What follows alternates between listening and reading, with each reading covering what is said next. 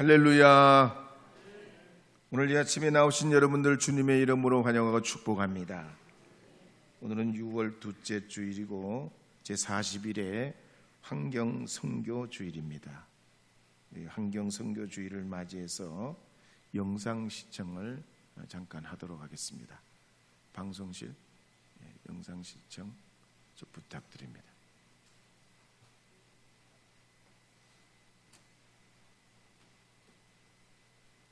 빙하가 녹아내리는 속도가 더 빨라졌습니다. 우리나라뿐 아니라 전 세계에 걸쳐 나타났습니다. 기후 변화가 갈수록 심각해지고 있습니다. 우리는 이미 기후위기가 불러온 거대한 변화에 들어섰습니다. 인류를 위협하는 그 거대한 변화는 단 1도 때문에 시작되었습니다. 인류가 지구의 온도를 측정하기 시작한 1880년 이후 지구의 평균 온도는 약 1.1도 상승했습니다. 상승한 1도는 지구에 아주 극단적인 영향을 미치게 됩니다. 지구 평균 온도가 1도 상승하면 태양 에너지를 반사하던 빙하의 면적이 줄면서 극지방의 바다는 빠르게 뜨거워집니다. 극지방의 기온이 올라 고위도와 저위도의 기온차가 줄어들면 대기가 순환하지 않고 한자리에 머무는 대기 정체 현상이 발생합니다. 대기가 순환하지 못하면 평범한 더위는 살인적인 폭염으로 바뀌고 추위는 더욱 극심해지며 가뭄과 산불, 폭우와 홍수 역시 더 자주 일어납니다. 기후 위기는 지금까지 인류가 경험했던 위험하고는 전혀 질적으로 다르다. 그것이. 체온이 1.5도 오르면 건강에 큰 위협을 받듯이 지구도 마찬가지입니다.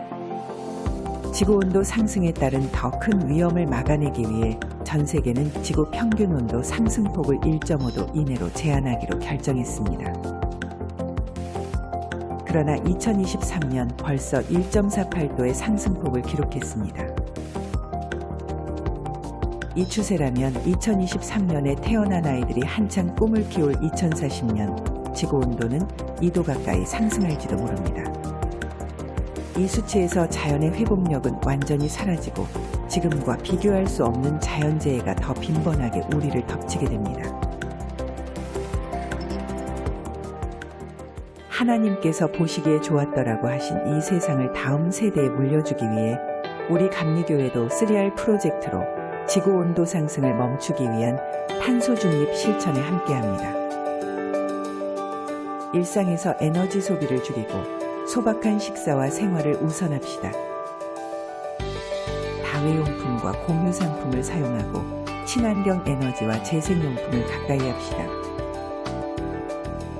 모든 생명을 존중하고 이들과 동행하며 창조 세계를 돌보는 길로 나아갑시다.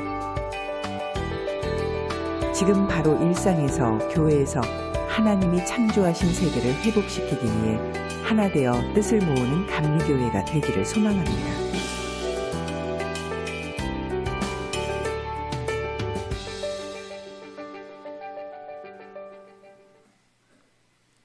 우리 감리교회는 26회 총회 때부터 이 자연과 지구 환경을 지켜나가기 위해서 우리 교인들의 의무조항 또 그리고 환경사랑을 위해서 여러 가지 내용들을 정리하고 신설해 왔습니다. 사실 영국 기상청에서도 올해 지구온도가 산업화 이전보다 1.5도까지 일시적으로 올라갈 수 있다라고 보고하고 있습니다. 1.5도가 별거 아닌 것 같지만 만약에 지구가 온도가 1.5도가 올라갈 것 같으면 전 세계 14%가 극심한 폭염에 5년에 한 번씩은 이런 일을 겪게 됩니다.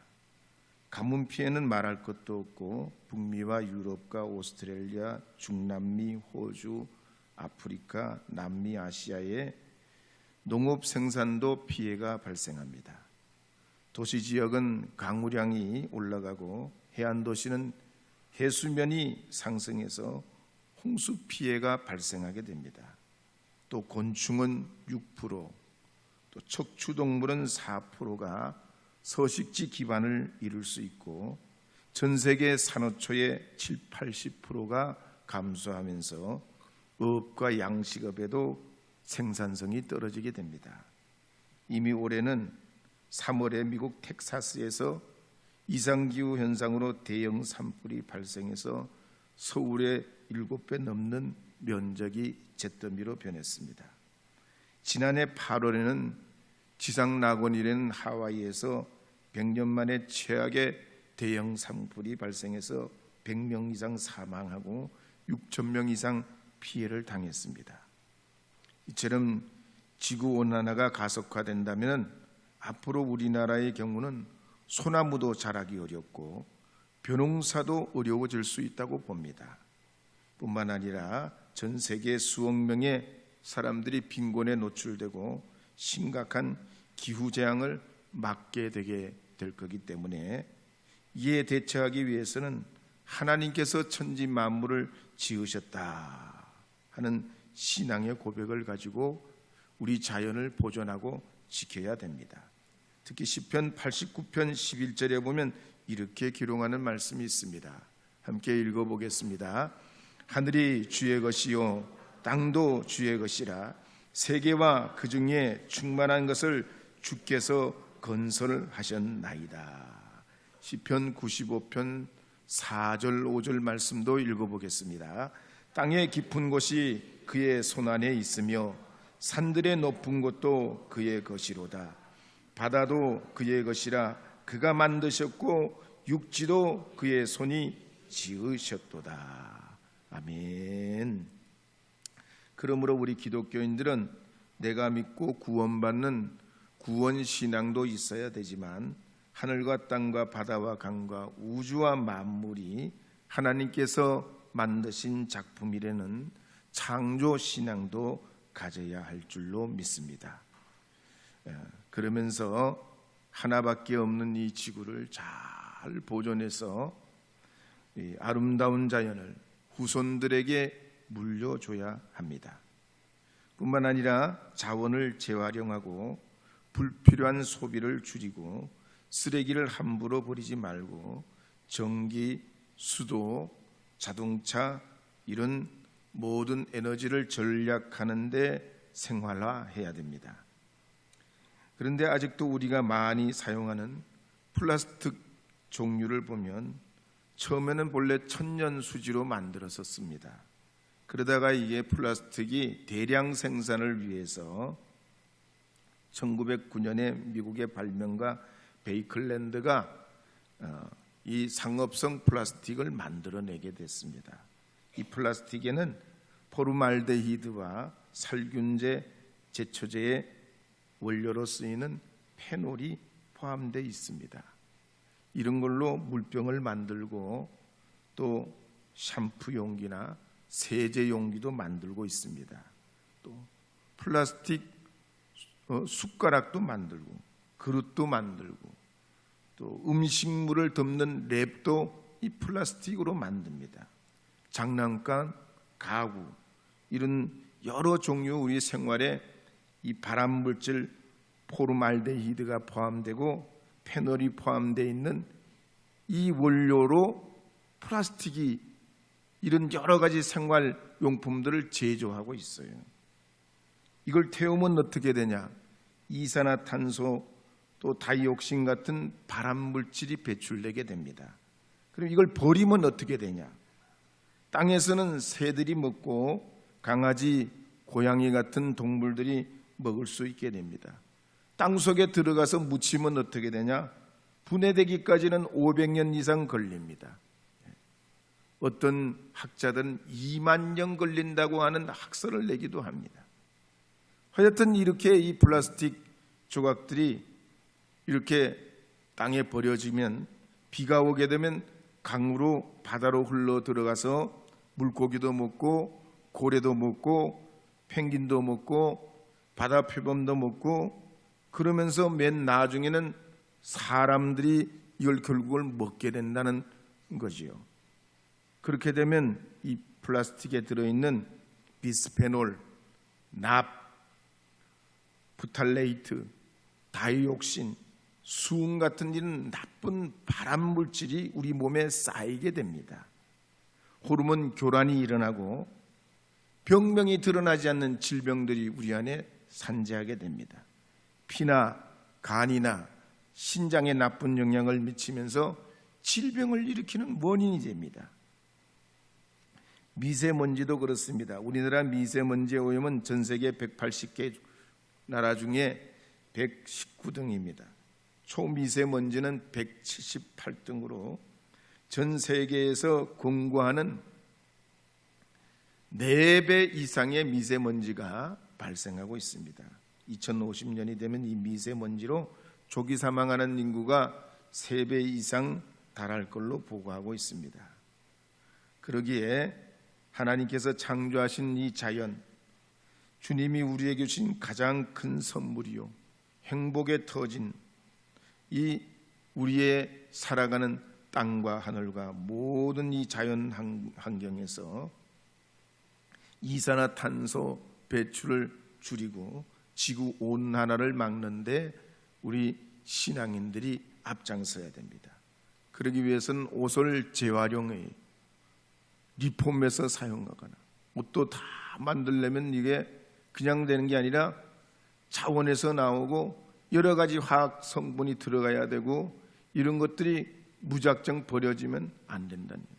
가능하면 옷을 재활용하고 리폼해서 쓰고 장바구니를 들고 다니시고 미니멀 라이프를 실천하기 위해서 불필요한 건 최소화해서 간소하게 생활하시고 일회용품을 줄이시고 또 물품은 가능하면 목록을 작성해 가지고 적재적소에 사용한 이후에 어디에 있는지 몰라가지고 또 구매를 하는 일이 없도록 그렇게 여러분이 생활하시기를 부탁드립니다.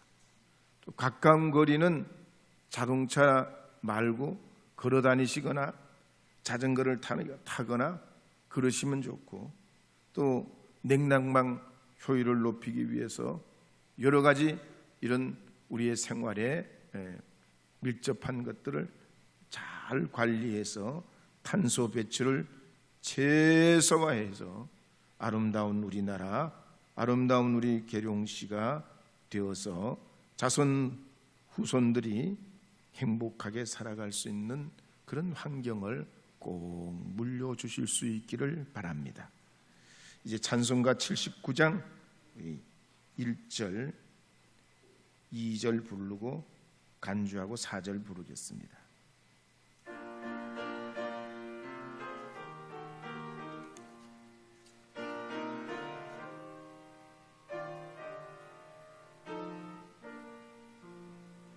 주 하나님 지으신 모든 세계 내 마음 속에 그리워 볼 때 하늘의 별 울려 퍼지는 내 손 주님의 권능 우주에 찬네 주님의 높고 위대하심을 내 영혼이 찬양하네 주님의 높고 위대하심을 내 영혼에 찬양하네 숲속이나 험한 산 골짜기에서 지저귀는 저 새소리들과 고요하게 흐르는 시냇물은 주님의 솜씨 노래하도다 주님의 높고 위대하심을 내 영혼이 찬양하네 주님의 높고 위대하심을 내 영혼에 찬양하네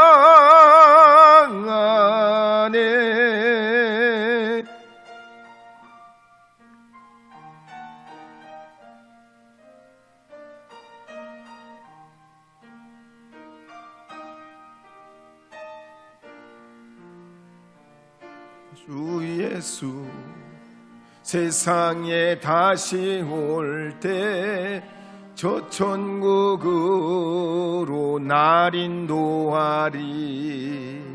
나 겸손히 엎드려 경배하며 영원히 주를 찬양하리라. 주님의 높고 위대하심을 내 영혼이 찬양하네. 주님의 높고 위대하심을 내 영혼이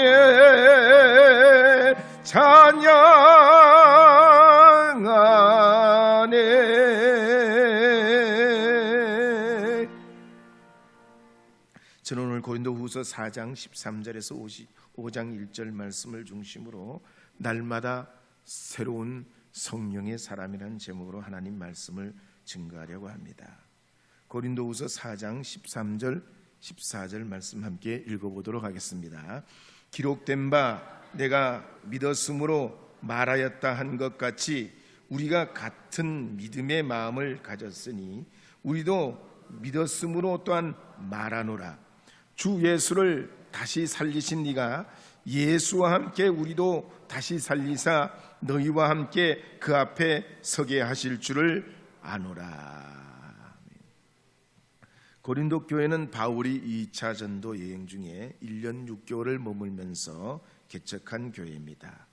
당시 고린도 지역은 무역이 번성하고 다양한 인종과 문화와 여러 문명들이 섞여서 이렇게 성령했던 곳입니다.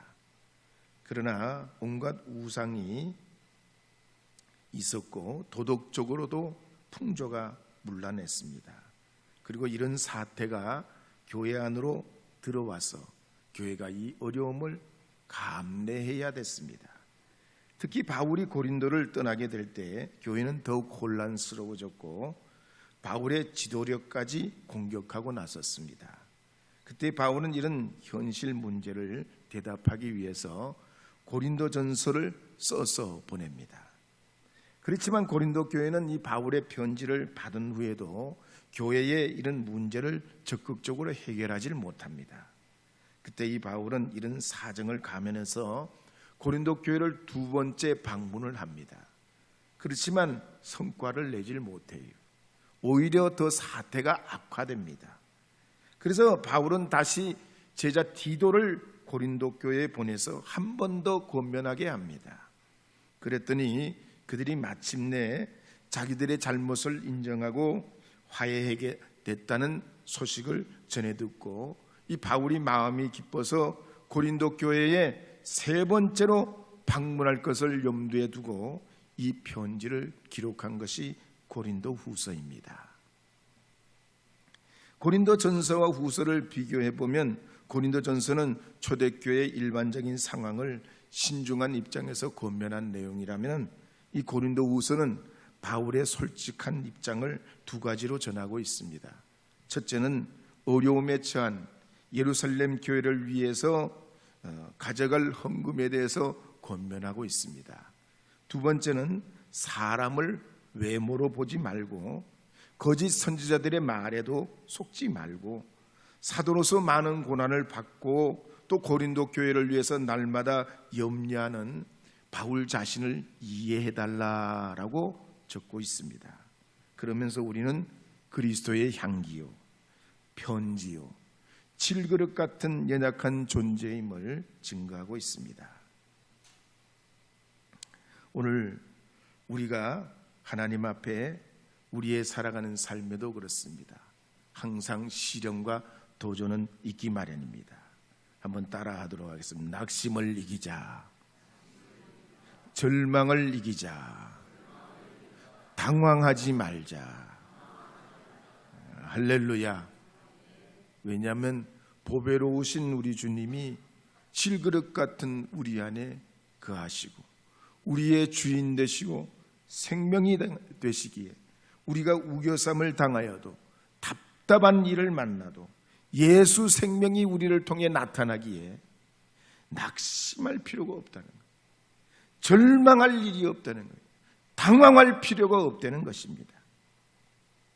20세기의 최고 경영자로 평가받는 제네럴 일렉트릭의 최고 경영자인 잭 웰치가 입사 후에 첫 연봉을 약 우리 돈으로 2천만 원을 받았습니다.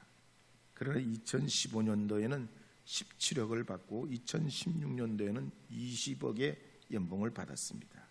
그런데 이분의 별명이 중성자탄이었어요. 중성자탄. 폭발하는 폭탄 중에서도 엄청난 아주 무시무시한 폭탄이라는 거지요.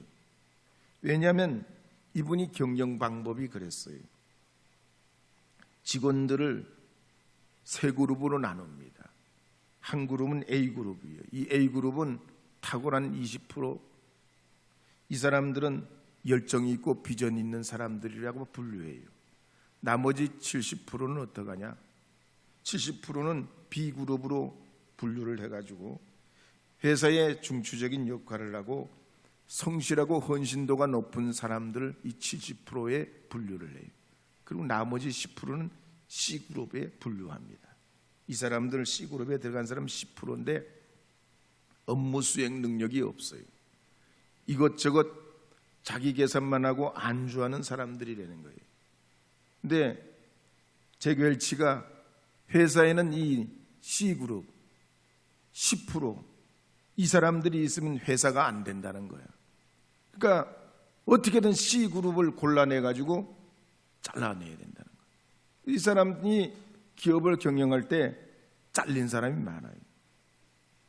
근데 어떻게 보면 무자비하고 정말로 인정도 눈물도 없는 그런 아주 그냥 그런 사람이지만 우리가 가만히 영적 차원에서도 생각해 보면 그래요. 사탄이 우리를 불행하게 만드는 방법이 뭡니까? 열정이 사그라들게 하고 희망을 포기하게 만들고 낙심 속에 빠지게 만드는 거예요. 낙심이라는 게 뭡니까?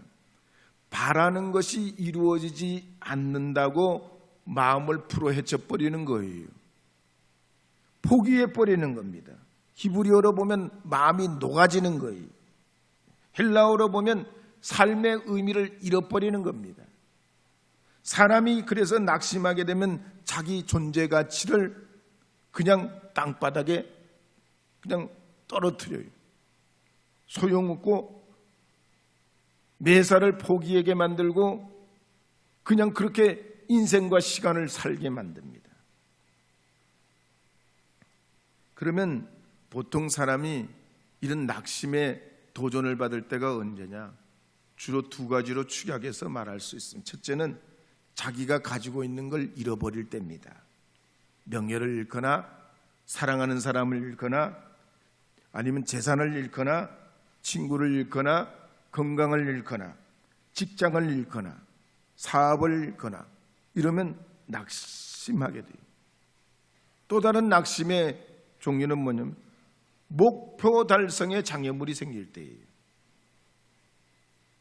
어느 가정에 아들이 아버지가 억울한 일을 당하니까 이 아버지의 억울함을 자기가 한번 세상에서 좀 풀어드려야 되겠다.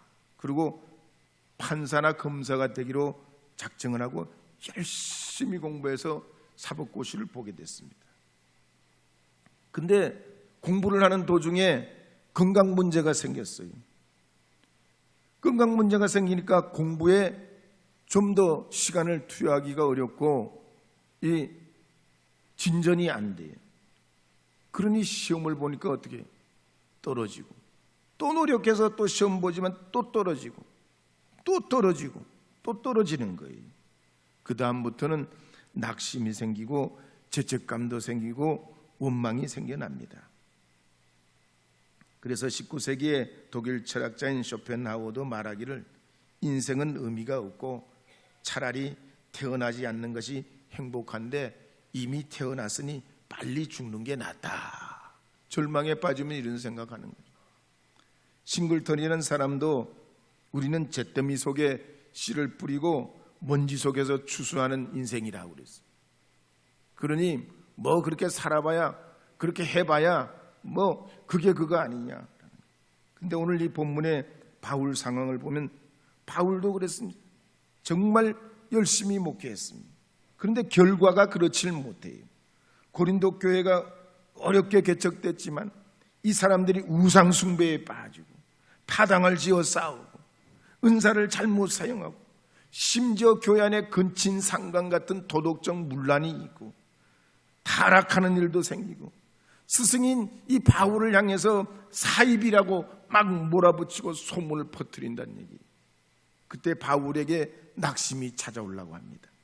내가 얻은 게 뭐가, 내가 고생한 게 무슨 보람이 있냐, 나에게 아들이 있냐 딸이 있냐, 내가 집이 있냐 재산이 있냐, 그렇다고 내가 명예를 얻었냐, 내가 목회하면서 평생 사람들에게 존경받는 것도 아니고 이렇게 애쓰고 수고했는데 미움이나 오해나 이런 걸 받을 뿐만 아니라 건강마저 좋지 않으니 도대체 이 내 사역을 이루어가야 할까. 바울도 이런 시련과 도전이 있었단 말이에요. 그런데 사도행전 28장 30절에 보면 사도 바울에 대해서 누가는 이렇게 보고하는 내용이 나옵니다. 사도행전 28장 30절 읽어보도록 하겠습니다. 바울이 온 이태를 자기 셋집에 머물면서 자기에게 오는 사람을 다 영접하고. 이 성경 구절을 보면 바울은 그런 상황 속에서도 낙심하지 않았다는 얘기. 불구속 연금 상태에서도 새빵을 얻어서 계속해서 목회하며 낙심하지 않았다는 얘기입니다. 사랑하는 여러분, 여러분은 어떻습니까?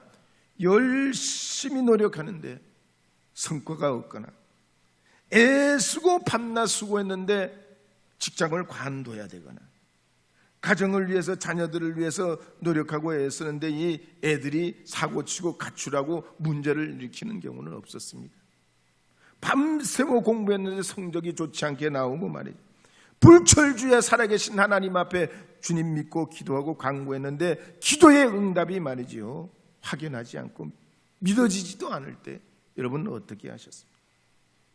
오늘 본문 고린도후서 4장 16절에서 18절 말씀에 보면 이렇게 기록하는 말씀이 있습니다. 함께 읽어보도록 하겠습니다. 그러므로 우리가 낙심하지 아니하노니 우리의 겉사람은 낡아지나 우리의 속사람은 날로 새로워지는도다. 우리가 잠시 받는 환난에 경한 것이 지극히 크고 영원한 영광에 중한 것을 우리에게 이루게 함이니 우리가 주목하는 것은 보이는 것이 아니요 보이지 않는 것이니 보이는 것은 잠깐이요 보이지 않는 것은 영원함이니라. 오늘 이 바울이 낙심에 대해서 세 가지를 말해요. 첫째는 겉사람은 낡아지나 속사람은 날마다 새로워진다.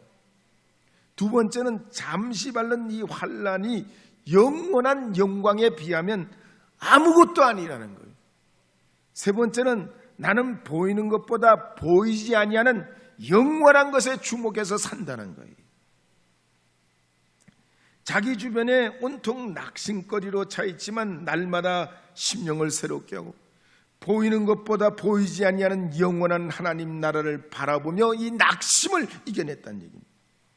그러므로 오늘 우리도 세상을 살아갈 때 낙심하지 않으려면 먼저 질그릇 같은 나를 사용하시는 주님이 나와 함께 하심을 믿어야 할 줄 믿습니다. 어느 날 초신자가 오랫동안 교회를 다니는 친구와 대화를 하게 됐습니다.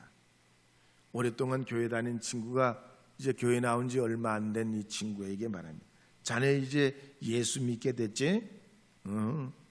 그러면 예수님 대해서 꽤나 이제 알게 됐겠구만. 어디 내가 한번 질문해 볼 테니까 한번 대답 좀 해보세요. 예수님이 어디서 태어나셨는가? 잘 모르겠는데. 예수님이 몇 살 때 돌아가셔서? 글쎄. 아니 예수님 제자가 몇 분이야? 그것도 모르겠네.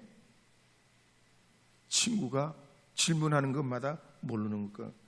아니 자네 예수님 믿으면서 말이지 예수님 대해서 아는 게 하나 없구만. 그러니까 이 초신자 친구가 하는 말이, 그래요, 나는 아는 게 없어. 아는 게 없는데 내가 3년 전에는 술주전뱅이였고 그냥 빚을지고 가정은 산산조각 나가가지고 그냥 자식들 보기가 민망했는데 지금은 나는 술도 끊었고 빚도 다 갚았고 우리 가정은 화목해져가지고 저녁마다 우리 애들이 날 기다리고 날 기다려준다네. 이게 내가 예수님 믿은 믿음의 이 증거네. 그랬더니 그냥 으쓱했던 그 질문을 했던 친구가 그냥 오히려 자기를 돌아보고 부끄러워했던 거예요. ABC 인풋슨이 말하기를 자기도 한때는 축복만 원했는데 이제는 주님만 원한다 그랬습니다. 나는 한때는 막연한 감성을 원했는데 이제는 확실한 말씀만 원한다 그랬습니다. 한때는 주님의 은사만 원했는데 이제는 나는 주님 자신을 원한다 그랬습니다. 한때는 신의의 은총만 구했지만 이제는 주님의 능력을 구한다고 그랬습니다. 사랑하는 여러분, 질그릇 같은 나를 통해 하나님이 이루시려고 하는 계획이 있음을 믿으시기 바랍니다. 히브리서 11장 1절에 보면 이렇게 기록합니다. 히브리서 11장 1절 말씀, 히브리서 11장 1절 말씀. 제가 읽을게요. 믿음은 바라는 것들의 실상이요 보이지 않는 것들의 증거니. 히브리서 10장 38절 말씀도 읽겠습니다. 나의 의는 믿음으로 말미암아 살리라. 또한 뒤로 물러가면 내 마음이 그를 기뻐하지 아니하리라 하셨느니라. 물러가지 마라, 낙심하지 말아야 된다니. 예수님께서 베다니에 가셨을 때 나사로가 죽었습니다.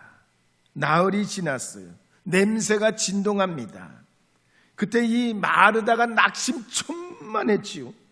그때 예수님이 뭐라고 합니까? 돌을 옮겨 놓으라. 그랬더니 주여 죽은 지 벌써 나흘이 돼서 냄새가 진동합니다 그래요. 그때 예수님이 이 마르다에게 뭐라고 합니까? 내가 믿으면 하나님의 영광을 보리라 그랬습니다. 우리가 겉사람의 감각만 의지하면 낙심할 일들이 한두 가지가 아닙니다. 불가능한 일들이 한두 가지가, 안 되는 일이 수없이 많습니다. 그러나 질그릇 같은 나를 통해 이루시는 하나님의 그 뜻, 그 계획이 있음을 믿을 때에 우리는 불가능도 가능하게 되는 줄 믿으시기 바랍니다.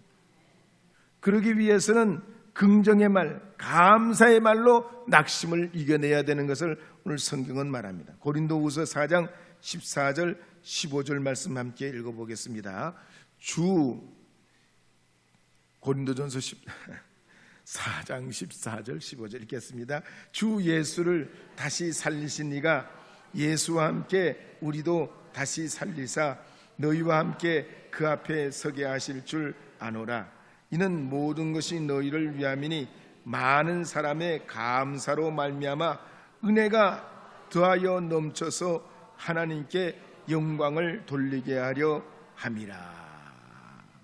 다시 살리신, 아니 다시 살아나신 부활의 예수님, 부활의 그 능력의 주님을 믿고 우리 삶에서 감사로 고백하면 할수록 우리의 낙심을 이겨내고 은혜가 더 많아져서 넘친다고 그랬어요. 한번 따라하겠습니다. 믿으면 됩니다. 불가능은 없습니다. 하나님은 홍해를 가르셨습니다. 할렐루야, 할렐루야. 그래서 여러분은 할 수 있다는 긍정적인 사람, 이룰 수 있다는 능동적인 사람, 무엇이든지 도와주려고 하는 적극적인 사람, 기꺼이 하려고 하는 헌신적인 사람, 잘못된 것은 내가 고치겠다고 스스로 자신을 인정하는 겸허한 사람, 다른 사람의 말을 인정해주는 수용적인 사람, 그런 믿음의 사람들이 돼서 여러분의 삶을 이뤄가는 하나님의 자녀들이 되시기를 주의 이름으로 축복합니다. 1919년도에 미국 텍사스에서 태어난 케네스 핵인이 17살 때 기형심장병과 불치병, 혈액병으로 처음부터 고생을 했습니다. 근데 기적적으로 하나님이 그를 고쳐주셨는데 그 이후에 70년 동안 건강하고 왕성하게 활동하고 사역하다가 2003년도에 하늘나라로 갔습니다.